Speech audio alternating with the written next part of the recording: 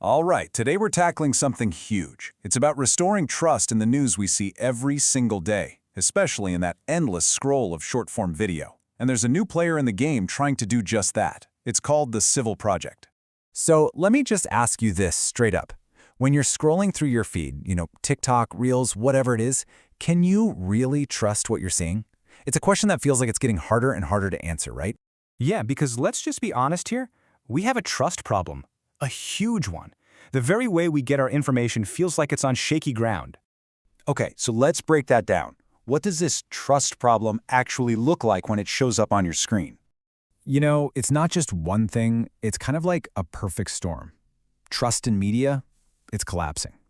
The idea of a shared truth, it feels like it's disintegrating. And getting people with different views to just talk in good faith, that's almost impossible. But maybe the scariest part is this last one. Malicious, fake content is now so slick, so well made, that it's often impossible to tell it apart from the real, high-quality stuff. And this whole mess, it has a very specific target. We're talking about Gen Z. More than any generation that's come before, they're going to social media first for their news. I mean, think TikTok. This puts them right on the front lines in this whole battle against misinformation.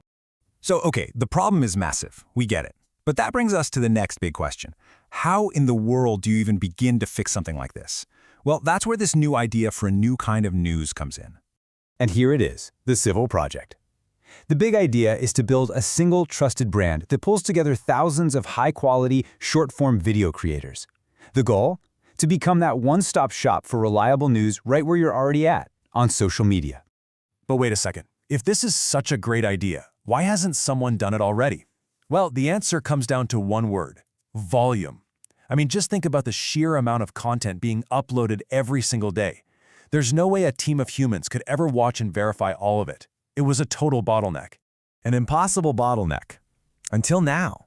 See, the key to the Civil Project thinks will unlock this whole thing is technology. So let's get into how their system is actually designed to tackle that massive problem of scale.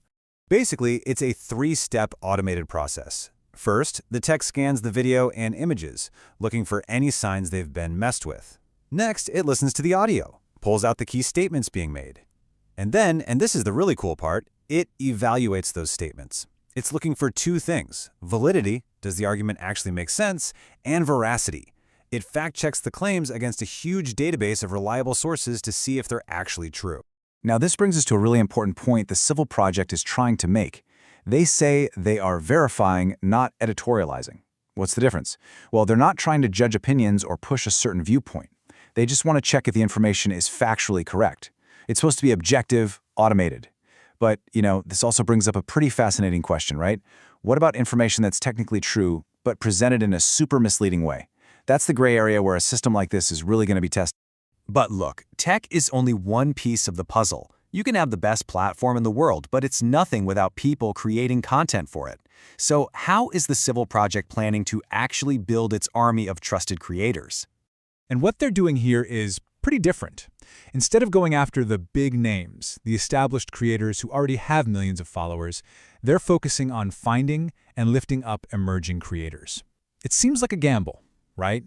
They're betting on authenticity, on building new voices from the ground up, instead of just piggybacking on existing ones.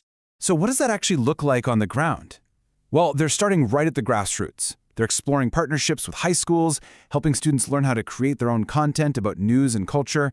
The whole goal is to get people engaged and talking, right from the start. Okay, so this brings us back to the big picture. We've looked at the problem, we've seen the tech solution and the human strategy behind it. But what does it all really mean for the future of how we get our information?